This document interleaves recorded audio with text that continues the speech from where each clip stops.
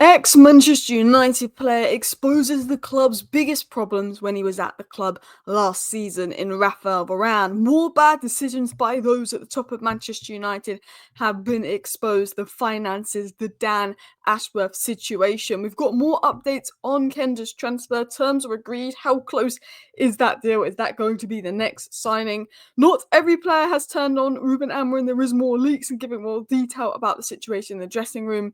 Rand speaks about Ten Hag and how he lost the dressing room, and reports are coming out that Garnacho is open to a new environment and a potential Manchester United exit, although it has come out from reports in Spain that are not the most reliable, so I'll leave that one to the end and take it with a pinch of salt. But let's talk about a little bit of what Varane said in his interview with Charlotte Harper via The Athletic. I will put the link to the full report in the description. Definitely go check it out because so much was said, and I'm only going to dive into a small amount of what was said. But it was a really good report by Charlotte where she spoke to Raphael Varane, and this was one of the most interesting parts of the report that I saw. Varane uses structuring as a squad as an example of the club's different approaches.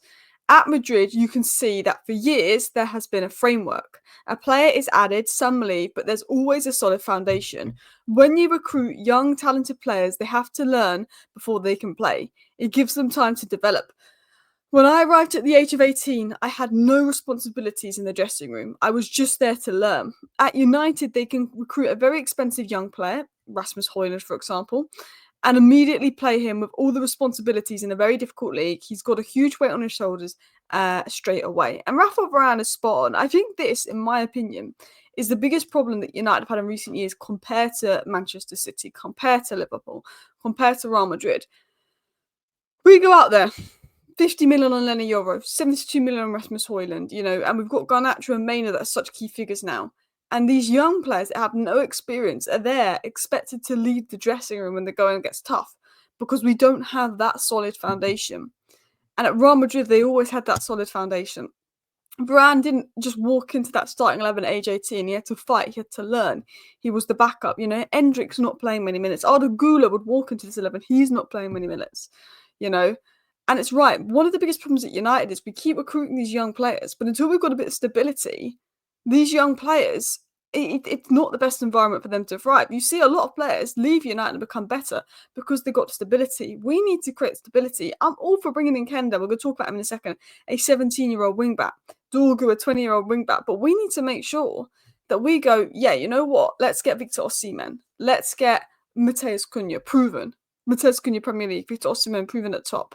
Why don't, there's Hayden Hackney's been linked, but why don't we get maybe a midfielder that's a little bit older? And then you can say, well, look, Dean Huijsen, he's great. We'll go for a youngster and Dean Huijsen. Kenda's great. We'll go for a youngster and Quenda. But we need to make sure we get that mix and we get that blend. Because right now, the only proper experienced players in the team is Bruno Fernandes. Because Casemiro doesn't even get in the starting 11. Bruno Fernandes and Masraoui are players that could provide the stability in the side. The Lit can provide the stability in the side. But we don't have much of it. And a lot of the players that do it don't fully suit Amorim's system and won't be here in 3 years. So I thought Varane made a really good point. And I think another big problem at United has been just the lack of organisation at the top. Richard Martin said this. So United spent a total of 4.1 million to sack Dan Ashworth in December after spending 5 million to release him from his contract at Newcastle, effectively 9 million down the drain for him to work about 4 months at the club. And I'm going to tell you this about the Dan Ashworth decision because I got information from someone and I know that he wants Southgate information is not true. I mean, The Athletic basically, and Romano never said that he wanted Southgate either. But Man United tried to justify this by threading fake stories like claiming he wanted Southgate and kept Ten Hag to scapegoat him. Basically, they tried to scapegoat Dan Ashworth, and I know this because I've spoken to people. The club at the top sacked Dan Ashworth for spending 9 million on him after a few months because of, there was a lot of differences at the top between him and others, but they tried to justify it by just pretending that he wanted Southgate and he kept Ten Hag. Everyone knows he wasn't involved in the Ten Hag decision because he wasn't at the club. He was still on gardening leave. Remember, he was still on gardening leave and didn't want Southgate. He never wanted Southgate. He wasn't involved in the manager decision. He was on gardening leave. He had just a month to influence the summer window as well. His sacking was more down to the fact he was sceptical about sacking Ten Hag for Amorim, who's a very different style, just 3 months after spending 200 million, questioning whether it was an impulsive move. That's why he's sacked. Others didn't like that he wasn't eager to rush into a new manager. They had different ideas, and that's why Ten Hag was sacked. Sorry, that's why Dan Ashworth was sacked, because he had different ideas to those at the top. But Dan Ashworth will be sitting there laughing because we've brought Ruben Amorim in. We've insisted on him coming in mid-season, and we've got worse because all of a sudden you've got no money to spend, but you bring in a manager mid-season that will require you to bring in about 10 new players because he plays a very different a very different system to the profile of players we have, and you're wondering why the season got worse. And Dan Ashworth predicted that. He'll be laughing at those. He'll be laughing at those. Right, let's continue on because my thing froze up. I actually don't know where I was and what I was talking about when it froze up. But I just think the Dan Ashworth situation is a mess. Let's dive into some transfer news though. And why is my mic all the way over here? Can you hear me? So it was said Giovanni Quenda has verbally agreed personal terms and is waiting to see whether Manchester United and Sporting can pre-agree a deal for his transfer to United or wait until summer. Manchester United have a €40 million valuation and the clubs remain in talks. Quenda is keen on the move, but Sporting were never open to the winter exit. So this is what Ben Jacobs is claiming. We know that United sort of had a gentleman's agreement with Sporting Lisbon when they took Amorim, that they wouldn't take anyone in the January window. Now we know that they like Quenda. We know that he's probably profile-wise what we need the most and most suited to Ruben Amorim's system and his wing-backs. We know that's so important how Ruben Amorim plays. And at 17 years of age, he's such a bright and amazing talent. I still think we need experience in the squad. We spoke about what Varane said earlier on. But Quenda has verbally agreed personal terms and is waiting to see whether United and Sporting could agree a deal. He wants to move. Man United want the deal. It's all down to the fee. Man United want to pay about £32 million. I think they could let it maybe go to 40 million if it included add-ons, but I don't think they want to pay more than 40 million because they need ready-made players.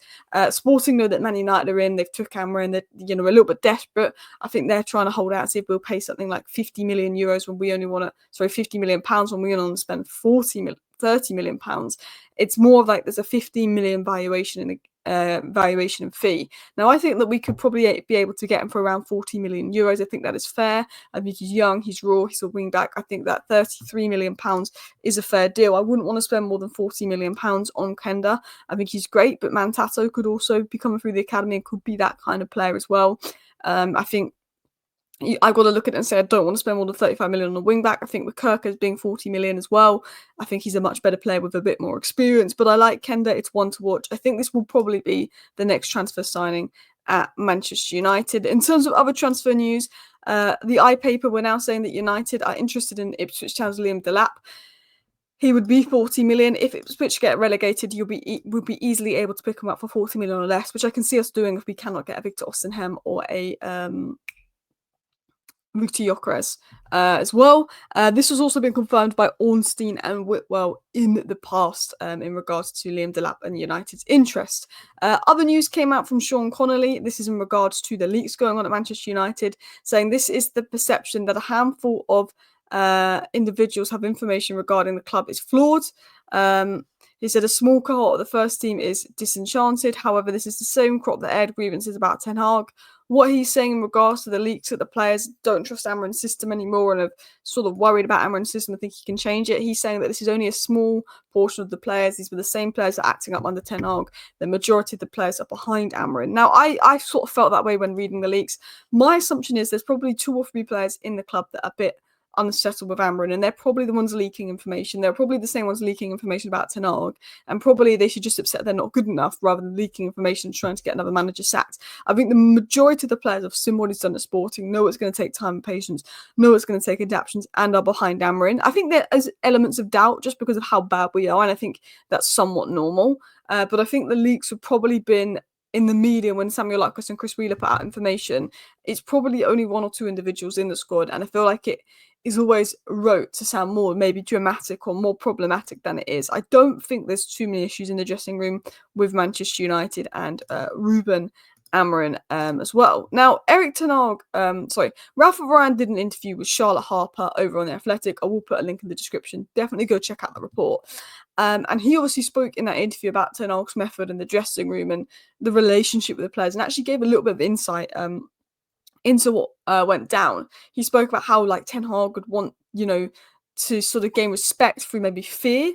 And sometimes he would single out a player or he would have conflict with certain leaders of the group. And that was his way of managing. And That's why Varane himself said he was surprised that Ten Hag stayed, because the connection with the group wasn't there. He was having conflict. And I think one of the biggest criticisms we had of Ten Hag last season was there was rumours about Varane, there was rumours about Casemiro, there was the Ronaldo situation. He seems to always fall out with those at the top, use Ronaldo to make an example of things. And Varane sort of touches upon that. And a few other things in the Athletic article as well, which I think is quite interesting, gives you insight into the United, the dressing room, the power dynamics. He speaks about how he sort of spoke to Ten Hag about his coaching methods and questioned, how he was speaking to players, and actually that caused sort of further issues. He spoke about the differences between United and Real Madrid in terms of coaching and overall environment, and why the dressing room was tense and complicated at times. So definitely go check out Charlotte Harper's report for more information on that. But last but not least, I want to talk about Garnacho. There's a couple of reports coming out from Spain saying that United star Garnacho is pushing for Atletico Madrid return. Now, Atleti are doing very well, and I think Garnacho will look at Antony. He'll probably look at Rashford and think, winger, new environment, look how much better they're doing. Garnacho's a young player that isn't in great form. I wouldn't be shocked if he's looking at clubs outside United saying, I could be playing so much better football. Manchester United winger Garnacho has offered himself to Atletico Madrid per reports. Fichaeus says that Garnacho wants to return to Madrid and has expressed desire to join his former club in the summer. Now, I don't think Fichaeus is a reliable source of information, so I would take it with a pinch of salt, but we know that Garnacho was open to Chelsea and Napoli moves, and that was because if United were going to force him out, he wasn't going to say no and stay somewhere he wasn't wanted. He was open to the Chelsea move, he was open to the Napoli move. We know that. So I think with Garnacho, he'll look at Antony and he'll look at Rashford, and he'll probably might think, yeah, like they were doing poor here, and look at them, they've left and they're doing well. As a winger, United is not the place to be right now, so I wouldn't be totally shocked if he's looking elsewhere. But anyway, that's all the latest Manchester United news rounded up into 10 minutes. Thank you for watching. Bye.